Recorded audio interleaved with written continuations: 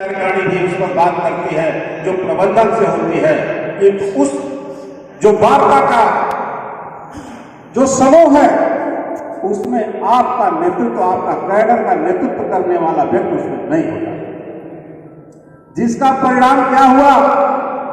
जो नेतृत्व करता है आपको जोड़ करके आपकी संख्या और भीड़ को वहां पर एकत्रित करके और 110 रुपए वाला पाने वाला आपके 150 रुपए के बराबर आज वेतन पाता है, और 110 रुपए से बढ़ा करके हमारे बराबर उनका वेतन आपने करवाया है।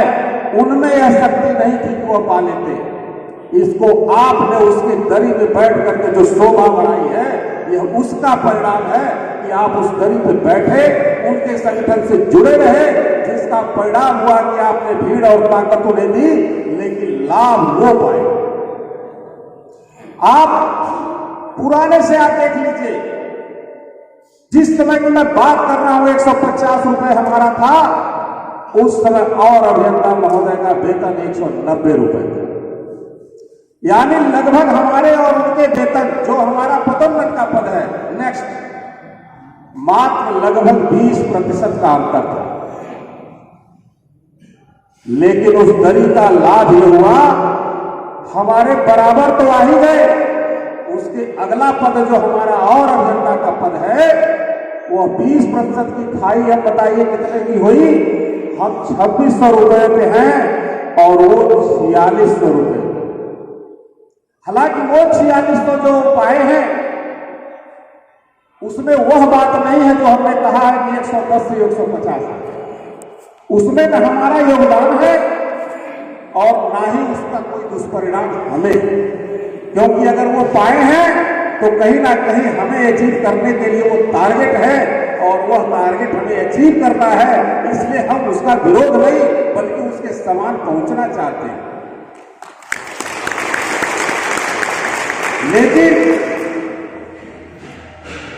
आज 4600 के वेतन मान के आप पूरी अगर गणना करेंगे, क्योंकि उसी के अनुपात में वेतन और भत्ते भी हैं, तो जो 20% का अंतर आपने दूसरे की दरी में शेयर किया था, आज 60 से 65% का फुल जो ग्रास अमाउंट है, दोनों में लगभग 65% का अंतर। उसका कारण ये रहा, और सब अभियंता संवर्ग और अनटेक्निकल जो संवर्ग है, उनके अनुपात में तो समय समय पे वृद्धि होती रही, क्योंकि वह अपने कैडर में रह करके अपनी ताकत दिखाते रहे।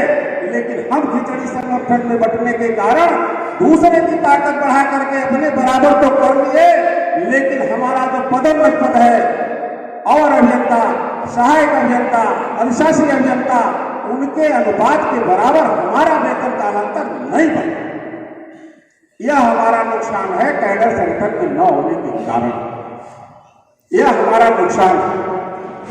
साथियों, किसी तरीके से प्रयास करने के बाद जहां विभिन्न संगठन हुआ करते थे, जब 42 और अभियंता संवर्ग का था और उस समय लगभग हर संवर्ग कुछ ना कुछ अपनी ताकत दिखा करके पा रहा था, उस समय हम विभिन्न संगठनों में, टेक्निकल कैडर में भी विभिन्न संगठनों में बटे हुए थे। तकनीकी संवर्ग, ये प्राविधिक संवर्ग और एक एकता संवर्ग। कोई कह रहा था 3000 हमें चाहिए, कोई कह रहा था हमें 4200 चाहिए, जिसके कारण प्रबंधन भी कंफ्यूज रहा, इन्हें यही नहीं पता है कि इन्हें क्या चाहिए। इसलिए उस समय जब सभी कैडर कुछ ना कुछ पा रहे थे, जिस समय 46 और अभियंता महोदय का हुआ, आप उस लाभ से भी वंचित रहे, उसका कारण आप में विघटन था। लेकिन उसको देखते हुए कुछ सुविचिंतक साथियों के प्रयास से 2018 में तीनों संगठनों का विलय हुआ और राज्य विद्युत परिषद प्राविधिक कर्मचारी संघ के बैनर तले हम लोग एकत्रित हुए, और एकत्रित होने के बाद राज्य विद्युत परिषद प्राविधिक कर्मचारी संघ एक सही दिशा में आगे बढ़ा।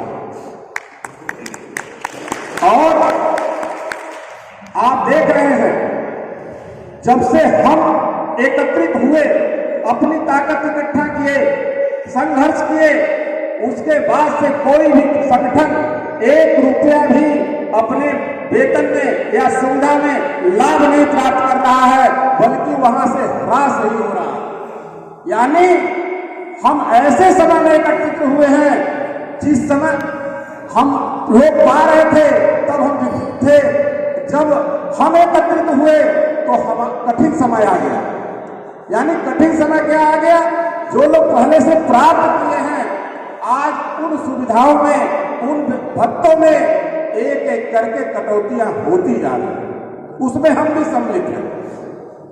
लेकिन आज जब से आप एकत्रित हुए हैं, आपकी ताकत एकत्रित हुई है, तब से वह कभी समय नहीं आया कि किसी भी संगठन का अगर कोई भला हुआ हो तो राज्य विद्युत परिषद प्राविधिक कर्मचारी संघ का कोई भला नहीं हुआ। ऐसा कभी कोई समय नहीं आया साथियों। इसलिए सबसे पहले तो आप अपने कैडर संगठन में रहिए। क्यों? कैडर संगठन का लाभ यह है कि आपका केंद्रीय पदाधिकारी एक बार हो सकता है कि आपका दुश्मन हो, आपसे जेल से लगता हो, लेकिन अगर वह तकनीकी संपर्क का है, अगर 1 रुपया वो अपने लिए बढ़वा करके प्रबंधन से आएगा तो आपके भी खाते में क्रेडिट होगा, भले ही वो आपके अच्छे होगा। इसलिए आपको कैडर संगठन में रहना चाहिए। अब हम बता रहे हैं प्राविधिक संगठन में ही क्यों रहना चाहिए। साथियों, जब 2018 में विलय हो रहा था तो तीनों संगठनों के पदाधिकारी कहीं ना कहीं इस विवश में थे कि जिस संगठन में हो उसी का बैनर हमें इस्तेमाल किया जाए और उसमें लोगों का विलय। उसमें से कुछ शुभ चिंतक साथी उस समय हमारे संपर्क में आए जब तीनों संगठनों का जो विवरण था, उनके बायलॉज थे, उद्देश्य थे, जब हम देखे तो हमने देखा राज्य विद्युत परिषद प्राविधिक कर्मचारी संघ 1978 का संगठन और जिसे 1982 में राज्य द्वारा मान्यता प्राप्त हुआ है। हम अन्य संगठन में जा तो सकते हैं, बल्कि अभी भी 7 लोग मिलकर के नया संगठन भी बना सकते हैं, लेकिन लगभग काफी दिनों से राज्य द्वारा मान्यता बंद हो गई है। इसलिए राज्य द्वारा मान्यता प्राप्त संगठन और बैनर अब हम नहीं प्राप्त कर सकते। इसलिए हम लोगों ने तय किया कि इन तीनों संगठनों में अगर हम राज्य विद्युत परिषद प्राविधिक कर्मचारी संघ में रहे तो हमारे लिए लाभदायक होगा।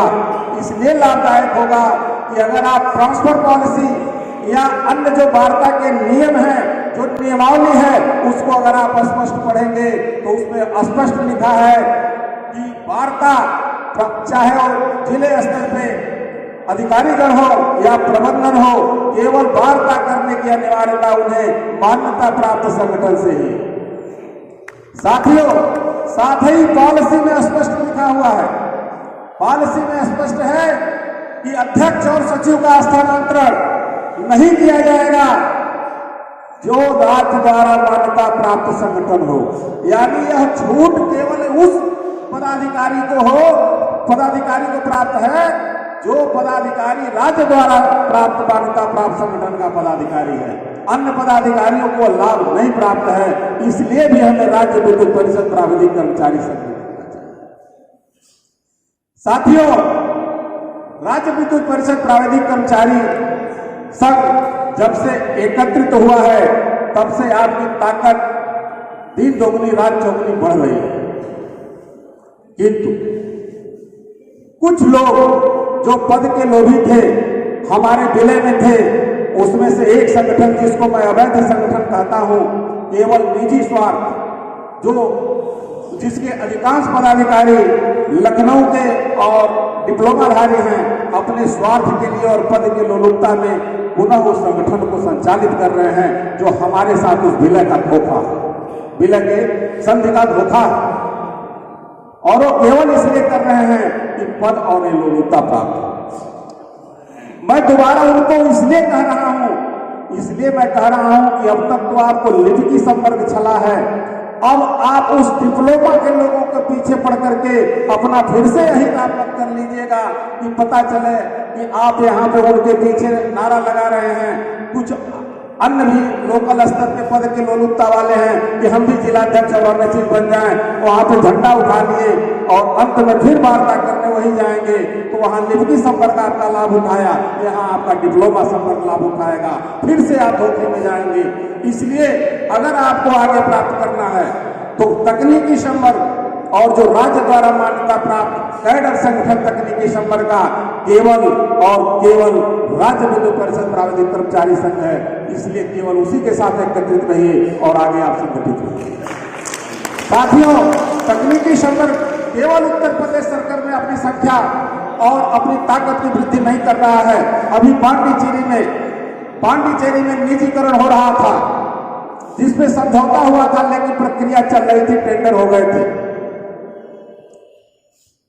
परसों वहां के हाईकोर्ट ने वहां के निजीकरण प्रक्रिया पर स्टे कर दिया है और रोक लगा दिया।